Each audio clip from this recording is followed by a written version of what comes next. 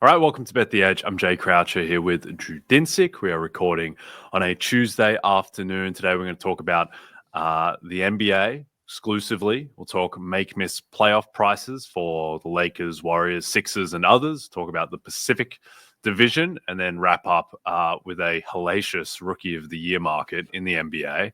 But let's start off, Drew, with the Eastern Conference and the make-miss playoff prices here.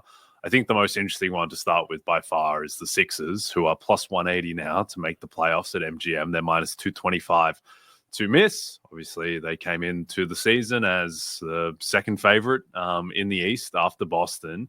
Do you think there's value on either side of the make-miss playoff price for the Sixers? I mean, I would love to make the case that this is the buy low for these guys, but I'm not seeing any signal in the data that there is a salvageable playoff push in this squad. I don't understand what happened to Nick Nurse. I don't understand what happened to Daryl Morey in terms of vision of building a team. I don't understand why the fact that they don't have a rookie and McCain available is like all of a sudden backbreaking for the team's offense. And I don't get the sense that Joel Embiid is going to all of a sudden kick it into a high gear. He is one of the heaviest downgraded players for me year over year from last year to this year as far as a player rating goes. Most of it is his offense. His defense is still perfectly fine for his position, but if he's not going to be the offensive centric force on a team that has good supporting talent, then this is just not even close to the some of the parts we thought it was going to be. So I guess if you made me make a bet, I would play the yes at plus 180, because there is certainly a world where in the play-in games they are healthy favorites in both the 9-10 and then the spot for the 8. But as it stands right now, I am projecting them to land in the 10 with expecting them to have a little bit better than a 500 record from here on the way in. I guess it is worth kind of commenting a bit on their strength of schedule. They are somewhat soft in terms of remaining opponents here. They only got to play the Cavs once and the Thunder once. They have 3 more games left against the Celtics, and they match up reasonably well against the Celtics. At least they could take one of those games. So, that they definitely clean up with some nice soft landing in the month of late March and into April. So there's certainly a world where they get to something like 41 wins, but I feel like that's being very, very kind to this team. Yeah, their issue now is that they're 6 games behind Detroit for the 9 seed, and even if they're materially better than Detroit going forward, which is a question in itself based on Embiid's availability or unavailability. Their modal outcome now is being the 10 seed. And they should catch Chicago, who they're 2.5 games behind. But the Sixers win total in the market right now is 35.5, which is 4 wins behind Detroit. So if they're going to be a 10 seed, then there's just not much meat on the bone, I think, at plus 180 to make the playoffs, when you figure in that they're very likely going to have to win 2 elimination play-in games to get to the playoffs. Detroit, if the Sixers are fully healthy by that game, they would be favored in Detroit. But then the second game, if they get through that Detroit one, is not going to be a layup against any of these teams like Pacers, Hawks, Magic, Heat.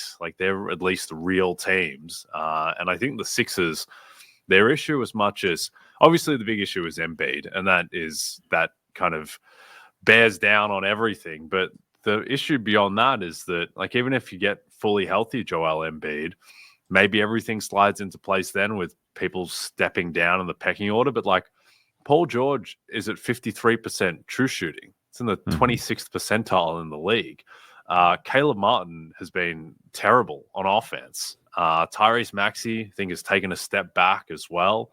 The supporting cut, the team really misses Jared McCain on offense. And so do you think there is upside for this supporting cast? And do you think that if you're getting MVP level Joel Embiid, everyone just slides into place? Or do you think that, Paul George is 34 years old and this might be the end? Man, there is some stuff about what is going on that is unsustainably bad. that should should regress. I look specifically at the field goal percentage for George and Maxey at the rim. Like they're just getting very, very unlucky there. And yes, like there's certainly like expecting Paul George at this point to all of a sudden, step out of some sort of time machine and be the guy he was 5 years ago is obviously not going to happen. But the chances of him being like a 75%, 72% guy at the rim as opposed to a 65, and Maxi being a 70% guy at the rim instead of a 63, like that would definitely kind of help a lot of the kind of what feels like a pretty broken offense right now. And I don't know, I guess there really never was anything that Nick Nurse brought to the table with the Raptors that I was like, well, that's an innovative offense. So maybe it is a little bit of, just an unfixable problem. But Embiid back 100% offensively would make a huge difference. And we saw, we saw a rating for the Sixers at the beginning of last year when Embiid was not playing well or not playing in October, and they were a -2-ish team, to him going absolutely nuclear through Christmas, where they were a +4, +5, and so him being at his peak of his powers would absolutely swing their rating, something to the tune of 4 or 5 points, maybe more. But as it stands right now, you kind of have to see it before you start believing it. Yep. Anyone else in the East compelling to make or miss the playoffs right now at price for you? I almost don't want to say this out loud because it feels sacrilegious, but Magic No at 11-1 is starting to look somewhat compelling. The smoke and mirrors, which kept this team afloat in the absence of Franz Wagner and Paolo Banchero, certainly it seems to have worn on the role players. Suggs, consistent, his questionable ability to return to full strength, and what are you going to get once you have all these pieces back? Is it going to be anything close to where they were to start the season? And these questions are swirling around in my head because I've backed them now a couple times with Paolo back, and it hasn't gone my favor. And there's some signal that this team is not right. Like they're not playing well. They miss Wagner, and I think there it is a little bit of a muddy mess from 7 to 10 right now. And you mentioned it that the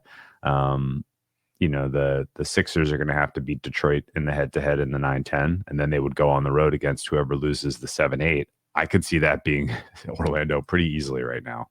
And if Orlando is playing Philly and Orlando is being rated anywhere close to where the market has them currently, Philly might be favored on the road in that spot. So, right now I have Orlando pretty close to a -3, which I can't believe. But given who's available and, given that I have some, just seeing what some of these guys have looked like coming back from these oblique injuries, I don't know that you're going to get what you got from Franz Wagner when he's back. It may take till April, or it may take till next year before he's, kind of back on that trajectory. And 11-1 is a monster price for a team that I think is a lot more fragile than the market currently understands. Yeah, I think the issue right now with backing no on any of these teams is that, like, you kind of just have to stay in front of Detroit the rest of the way, because the Bulls are going to tank and drop off, and they're not going to factor into pushing into the top 8.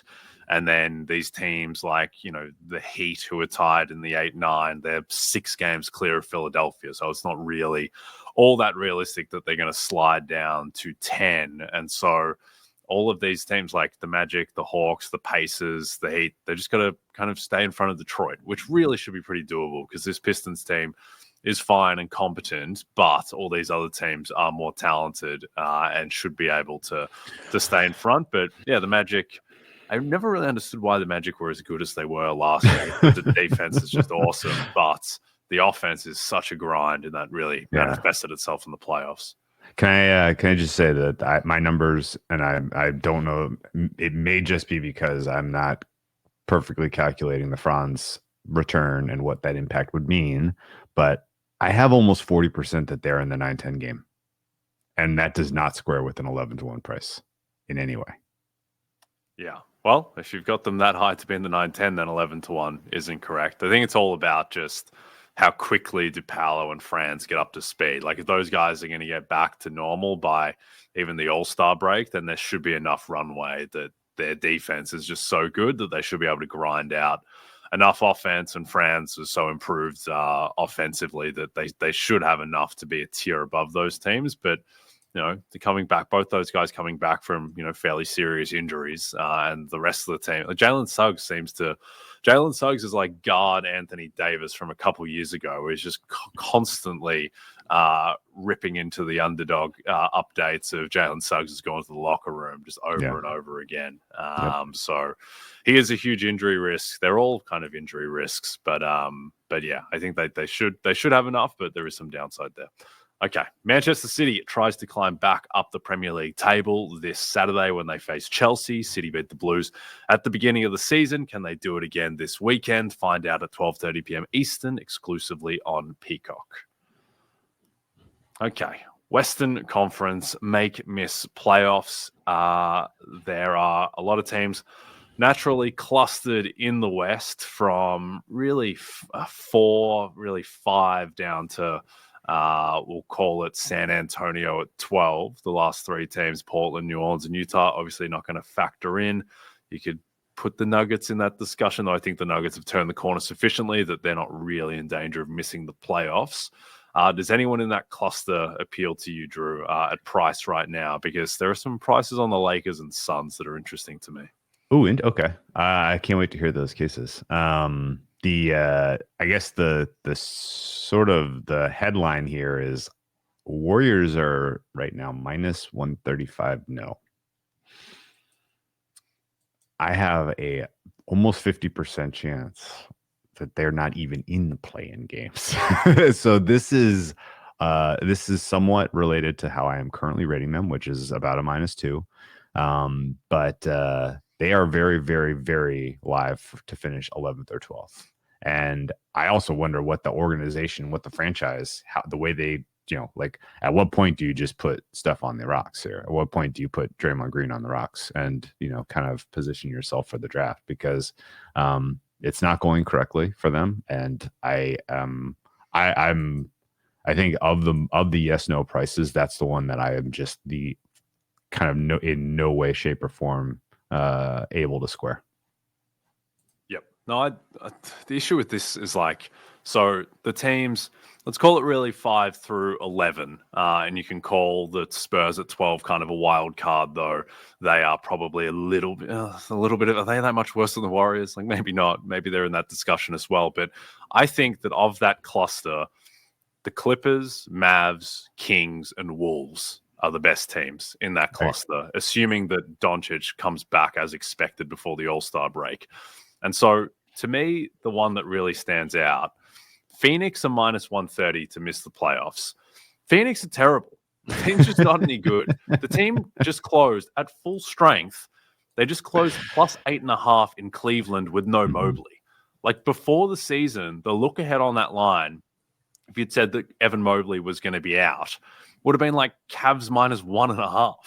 And it's 7 points different because obviously the Cavs are really, really good and better than expected. But the Suns are a train wreck. Durant is not the same guy.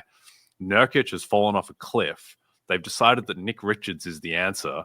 Bradley Beal has been a complete mess to the point where he's obviously coming off the bench now. And add all that into, they have one of the hardest schedules remaining in the league. And I just don't think this team is making the playoffs. The issue is that the teams around them, like to your point, the Warriors are a bit of a mess. And the other one to me is the Lakers, who keep on kind of grinding out these wins, like beating the Nets by 1 point with AD out the other night. But the Lakers have a minus 2.6 point differential 40 games into the season, and they've been pretty lucky with health. So I just think don't think the team's very good. I think the team is going to get worse health luck in the second half of the season too. So I would take my chances betting the Lakers are plus 130 to miss. The Suns are minus 130 to miss. I think it's more likely both those teams miss than both make. So I would bet both of those teams to miss and take my chances that the Wolves, Kings, Mavs, and Clippers are able to get it done. But what do you think about Phoenix and LA? Yeah, it's fascinating because the conversation I had with a lot of people at the beginning of the season, October in particular, the way the markets were shaped and the win totals, the way people were pricing these teams to start the year, it was basically like, oh yeah, the old guys are done. They're done.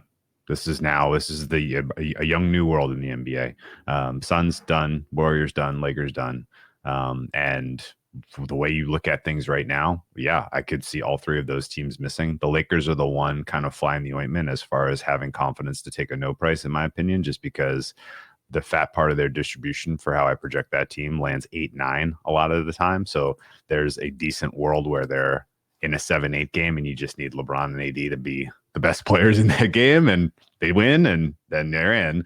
But if they finish in the 9 and they got to win 2 to get in, then all of a sudden you're feeling pretty good. And even better than that, if they finish 9 and the Suns finish 10th and the Warriors finish 11th, which is my current best estimate for how this season ends, then surely one of those goes home losing the 9-10. The other one would be a dog in the 7-8. And you could get all three of those home in a world where, the thanks for your service to the United States this summer at the Olympics, getting a gold medal, but we'll give you the spring off, guys. That's sort of the whiff in the air among the established vets in the West. And your points about who are the good teams, I completely agree. I think that teams like certainly Dallas, once Dallas is at full strength, seeing them kind of work their way back into the top 4 is reasonable. I don't think that the Nuggets are going to fall out of the top 4. I could see one of Houston or Memphis sliding out, probably Houston. But that to me is a pretty clear stratified top 5 at full strength. And then the gap from them to the T-Wolves Kings is notable. And then, one other team gets in, and it's probably the Clippers. But I'm bullish on the Clippers, and we've talked about that for lots of different angles. But that's also a pretty injury riddled, fragile team. So Clippers, T-Wolves, Kings, taking those last 3 spots would be a dream. And I kind of want to find some fun, innovative ways to take on the vets here. Yep. I think one other way to approach these markets that goes beyond just, having very accurate ratings for these teams and then simming out the season from there is thinking about which teams have upwards and downwards mobility in terms of their rosters. And so, like the Spurs, I just don't think they're that incentivized to go all in for the play-in. Right. So it's unlikely they're going to make a huge win now type of move. Whereas teams like the Kings clearly are all in because they traded for DeMar DeRozan and they fired their coach and they really want to make the playoffs. And so they're a team that could add Cam Johnson or someone like that makes them, materially better. The Clippers don't have any draft picks. They have no incentive to tank ever, basically. And so there's just no reason why they would sell off parts. And they don't really have I don't understand how the Clippers are this good. But they're not going to get rid of Harden, Powell, or Kawhi or Zoo. And then the other guys, even if they wanted to sell off, doesn't really move the needle. So the Lakers, they seem to be all in because LeBron James is 40 and they traded for DFS, and for better or worse, they're going to try and win. So as much as I don't think the team is very good, I do think you have to bake in. They still have some assets to move, though they are a bit more limited after the DFS trade. But they are a team that is going to try and win. And that ties us into our next market, which is the Pacific Division, which the Clippers are now plus 120 favorite to win. The Lakers are plus 350. The Suns are 6-1. The Kings are 6-1, and the Warriors are 8-1. I don't understand why the Kings just remain. The market just hates the Sacramento Kings. I just think the Kings are just better than the Suns, the Warriors, and the Lakers. The Clippers are kind of their own variable because of how much of a wild card Kawhi and his health is. But I think the Kings, they should be priced as the second best team in the division. And right now they're 1 game behind the Lakers. And so I think that they project as more than 1 game better than the Lakers the rest of the season. So I think they should be the second favorite in the division, and they should be shorter than 6-1. But what do you think of this market? Yeah, Kings have the best player in the Pacific in Sabonis. to this point by my numbers. They have the best offense. The Clippers have the best defense. And I think the most positive upside as you get ramped up Kawhi. My numbers make this a 2-horse race. I have very low likelihood that Lakers, Suns, or Warriors threaten. And I would say that there's absolutely value at plus 120 for the Clippers. My percentage is close to 58%. And then I'm close to 30 for the Kings. Okay. Yeah, I think the Clippers are... I didn't understand at all why they were winning games without Kawhi and how that team was able to succeed. But their defense is just really good. The offense, just having Harden and Powell gives you a certain floor on offense. And then Zubac has taken a leap. And Ivica Zubac is like one of the most, I mean, it's not even... this is pretty commonplace to say now, but he is one of the most underrated defensive players in the league. Certainly regular season wise, where he doesn't get exploited on switches on the perimeter nearly as much. But my approach in this market, and it's not like perfectly 1-to-1 or anything, but I would back the Kings at 6-1. And then I would back Norman Powell to win most improved player he's plus 650 at MGM, is plus 850 about. I think he should be the favorite in that market. Now, that's not a market that is perfectly correlated to team success, but the Clippers winning the division is unambiguously good for Powell. And I think the Powell's price is just ludicrous in a nutshell. And I think he should be the favorite in that market. So I'll go to war with Norm Powell and the Sacramento Kings, which is an odd tandem to go to war with. No one's ever gone to war with that tandem, but I'll be the first. But what do you think about all of that? Well, I guess I'm a pretty staked Mobley guy in MIP, and I don't know why he's not catching any kind of momentum there. I don't know why Cade Cunningham is running away with this. We just talked about the Pistons. I think they are a very tenuous participant in the playoffs this year. And I don't think it's going to be obvious that they're going to be able to leap anybody and get a clean playoff seed. And if the Pistons are not, if they're in the 9-10 game, people are really falling all over themselves to give Cade Cunningham a clap on the back with an award. I don't think so. So yeah, that does to me seem like actually several of the awards, one of them which we're going to talk about in a minute, where the top of the board doesn't look right to me. And if you can find an innovative way to take that on, then I would say go for it. Did you disagree with me that Sabonis is the best player in the Pacific right now? Yeah, I would. It's Curry, I think, when he's actually out there, and then still Anthony Davis. I know that AD is not having his best season. I know that Sabonis is like, by EPM, Sabonis is like the eighth best player in the NBA this year. He's a really good, really good regular season player. So, I mean, by EPM, EPM lines up with your assessment that he has been the most valuable. I just still defer to, it's still Stephen Curry and Anthony Davis. And I know that AD has fallen off, but I still kind of trust in the old eye test off of that. By the way, your man Evan Mobley is 13th in the NBA in EPM after the Ringer ranked him the 52nd best player in the NBA coming into the season. So yeah, he's quite an improvement. Yeah, he's certainly, I mean, on merit, I think he's right up there. I just worry that we're halfway into the season and his points per game average has gone up 2.9 points. And I just wonder if that is going to resonate with voters, whereas Powell has increased by like 10 points and is the leading scorer for a likely or potential top 6 seed out of nowhere in year 10 at age 31. I just think that he's going to resonate the most widely with voters. But if Mobley averages 21 a game plus the rest of the way, gets to 20 points per game on the season, is a all NBA candidate on a 65 win team, and is suddenly a 3-point shooter, and his efficiency goes up and his advanced stat leap is off the charts, then yeah, he could absolutely win. And we've spoken about Cade in the past.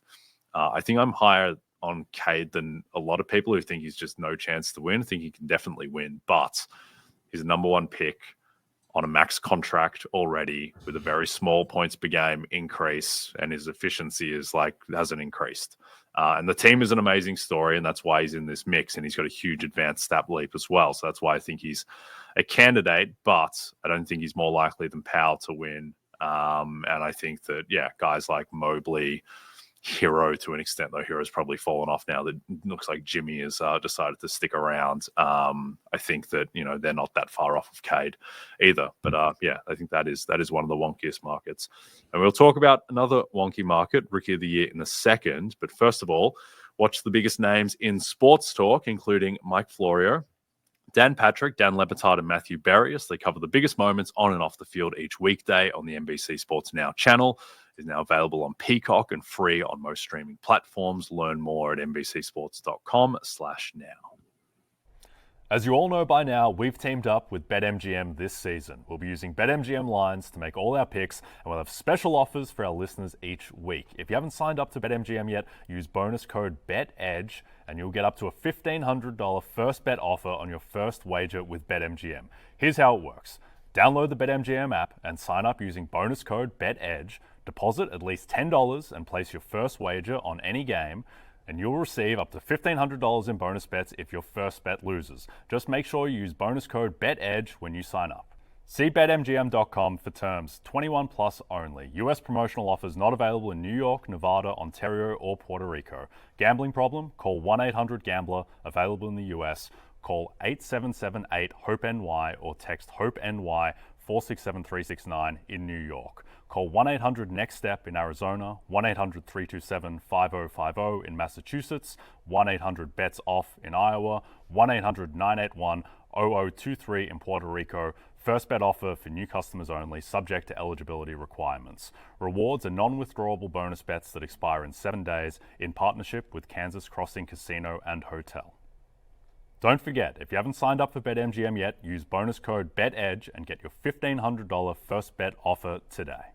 Okay, let's close out with Rookie of the Year, which is the NBA's answer to this year's American League Rookie of the Year in baseball, where every candidate, outside of the man whose jersey hangs behind me, Luis Heel, every candidate was not good at all. This one is arguably even worse because there's no even Heel or Cowsey here. It's just Alex Sarr, who's been one of the worst players in basketball, yet is the favorite to win Rookie of the Year at plus 170. Stephon Castle has been starting lately for an injured Jeremy Sohan. He is plus 190.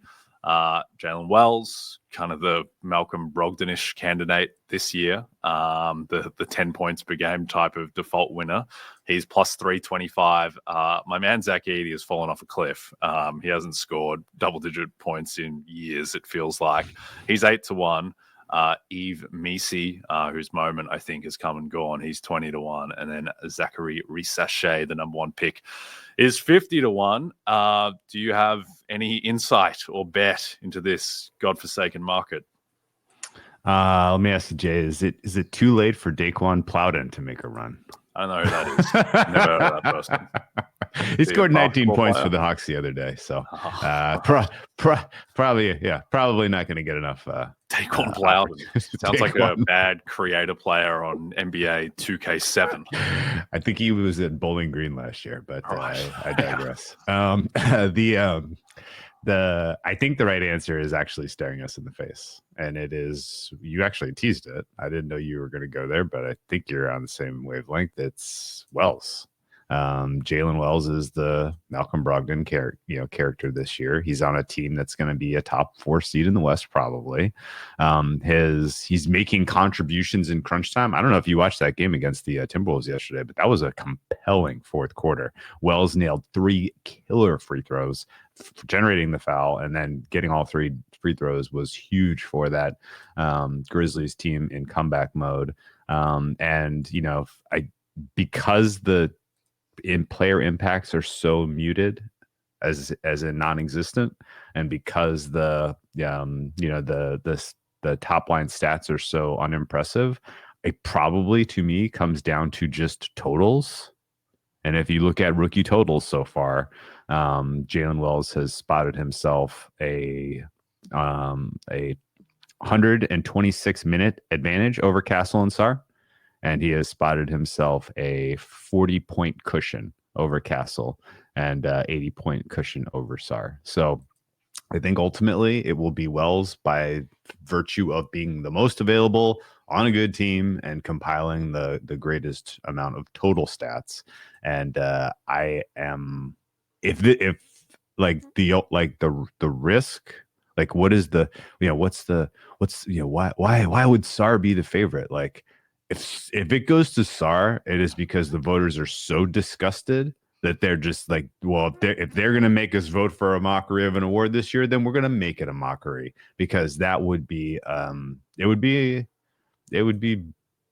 dude, it would be a black eye on awards voting, honestly. Wow. If Sar gets it, I don't think he is. Yeah, I just can't wrap my brain around that being the outcome. He would have to play so much better from here, and at that point, like, you need to see signs of it, and we just haven't. So, yeah, no, I think this is Wells. I think he is kind of staring us in the face as he should be like a pretty healthy favorite in this market. And I'm not exactly sure why. Maybe just because there's so much disinterest and disgust that we get to take swings right now in the 3-1 range. I think. Well, so the first issue with Alexandre Sarr is that he's been maybe the most destructive player in basketball to winning this season. So that's the first issue. Second issue is he's a big man shooting barely 40% and has been shooting sub 40% in January. And I think may have had another month. Yeah, he's had multiple other months. There's 3 months of the season where Alex Sarr shot under 40%. He plays center effectively, 7 feet tall. The path for Sarr would be that the Wizards trade off guys, they move on from Valanciunas, and he's like playing the last 2.5 months of the season. He's playing like 35 minutes a game, and just by being big and being out there, he's putting up, fairly hefty counting stats. If he's like, for a stretch, if he's like 16, 9, and 3 with a block and a half a game or 2 blocks a game or whatever, then just by virtue of just having the biggest counting stats, people think he's a good defensive player because of his reputation. So that would be his pass. So I don't think he's drawing dead, but I don't think he should be plus 170. I think my handicap of this market would be that I think if the Spurs keep starting Stephon Castle or give him like 28 to 30 minutes off the bench, I think Castle will win, because he gets the counting stats, he has the pedigree, he has the defensive reputation, he plays on a competent team, and yeah, the efficiency isn't good, but if he can just kind of get the field goal percentage a little bit above 40%, I think that the defensive rep and the pedigree will carry some of the water there. The thing with Wells is, I agree, he's fairly high floor. I think he would win a vote held today. The issue with him is that the Grizzlies have like 50 players on the team. Yeah. And they played a 12-man rotation against Minnesota on Monday night. 12 players in a regular season game that went down to the wire. Gigi Jackson is back and in the rotation. A lot of Wells' production has just come with guys out of the lineup, and Marcus Smart is about to come back. Vince Williams is about to come back. So what are they going to play, 14-man rotation? Like, they just have too many players at the moment. And I worry that for Wells, that there is scope that he could just easily recede into a guy who's playing like 21 minutes a game and averaging 9 points a game the rest of the way. Like, I think that's very much on the cards, just given what and I don't know, maybe Marcus Smart doesn't mean that much to the team anymore, and he's not a huge piece that they feel like, they have to, because he's Marcus Smart, because they traded for him, because he's defensive player of the year and a huge part of the culture that, he needs to close games.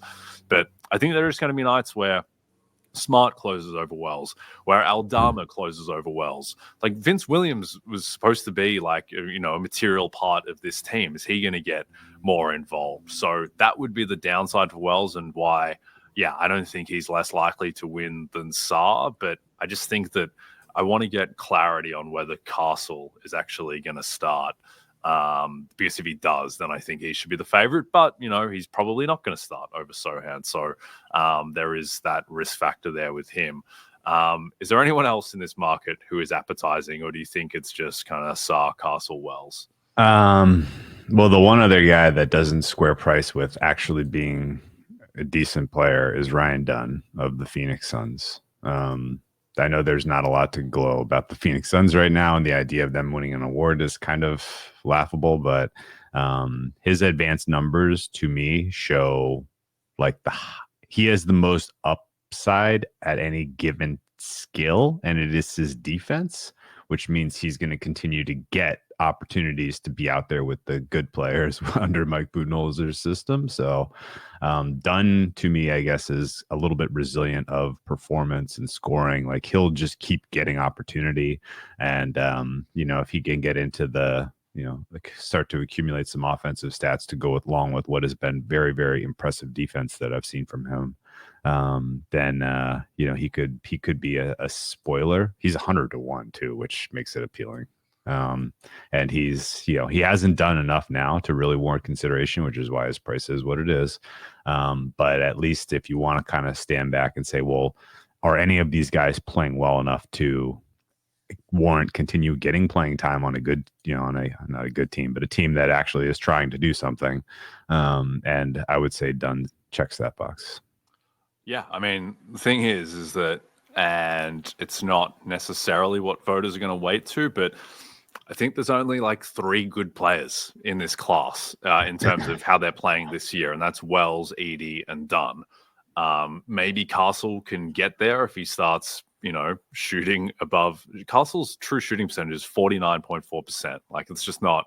He's just not really a viable offensive player, even though he kind of gets shots up, and he is a good defender. But the issue with Dunn is that, and this is a kind of a thing to take note of in a lot of awards, but I think particularly Rookie of the Year and Most Improved Player, is that, like, these guys have banked 50% of their stats already. Like, Ryan Dunn has banked 50% of the season at 7 points per game, and he plays on a team with Kevin Durant, Bradley Beal, and Devin Booker, and it's just hard to kind of really juice up the points per game. And he has had better scoring games lately. And I think that Dunn, the way that he would actually win would be if the Suns got really good. And then all of a sudden it's like, it's a bit more viable. I mean, he's been 11 points per game this month. And if he were to bump that to 13 points per game, then he would, and the Suns were good, then he would just be like Jalen Wells. But I think that it's probably too steep of a task. But yeah, on merit, he should definitely be more in the discussion. I think Edie, who I was very high on for a time, it's weird watching him play. It's so frustrating because there's just no one on Memphis who can really pass. And he's a very dependent player because they don't run any plays for him. So it's basically like mashing the O boards or having guys set him up. And no one on the team is a good passer, really, outside of like Ja, and they don't seem to have built that rapport. So, and also he's just swallowed up. Like, if they're going to play Jay Huff minutes, then Edie's just not going to win because the minutes just aren't going to be there. If it's Edie, Clark, and Huff, and Jenkins is playing 3 centers in addition to the other 26 guys he plays each night. So I think it's uphill for Edie. There's still kind of a glimmer of a path, but I don't think he's particularly appetizing at price. That's very fair. And I guess I had kind of dismissed him because I watched again a lot of that Grizzlies game yesterday for lots of reasons. But seeing him play with 2 minutes in the fourth quarter and then Wells closing and having like an actual defined role, I was like, oh, like this is those 2 guys are rookies and they're competing for the same award at the end of the year. Like, this isn't even a decision. Yeah. I think Wells is certainly much more likely to win than Edie now. And the thing there is just like Jenkins doesn't seem to trust Edie and he doesn't know what he's getting. And he trusts Wells because Wells is like a good defender and he shoots when he's open and he shoots a decent percentage. So he's he's a very inoffensive player and someone that you can trust. And perhaps that is what this award will come down to. Someone you can trust. 11 points per game and decent defense for a good team may well. I like the idea of it going to a guy that the voters know, like, well, this guy will be in the league in 3 years, right? Yeah. Yeah, which is Jalen Wells, Zach Edey. I mean, Castle will be in the league. I think people will want to vote for Castle because he does actually, he has highlight plays. He had the sick game against the Warriors and Steph a few weeks ago. He does have big scoring games. He is like anointed as like the next kind of Drew Holiday type of lockdown glove perimeter defender. And he plays with Wemby. So I think people want to vote for Castle. It's just like, you can't vote for him if he's shooting 40% off the bench. Like, he needs to get the efficiency up a bit and start. But if he does that, I think he'll win. It's just odds against that he'll actually do that. No, it's a great point. There was a lot of intelligentsia that was like he was the best player last year in a bad year. Yep. Indeed. Okay, we are done. Don't forget to check out NBCsports.com for more information to help you with your wagers. Thanks to those watching on the NBC Sports YouTube channel. If you're listening to us in podcast form, don't forget to rate and subscribe. Also, a reminder to find all your favorite NBC Sports shows on Amazon Music. Just head to amazon.com/NBC Sports. For myself and Drew, we'll see you soon.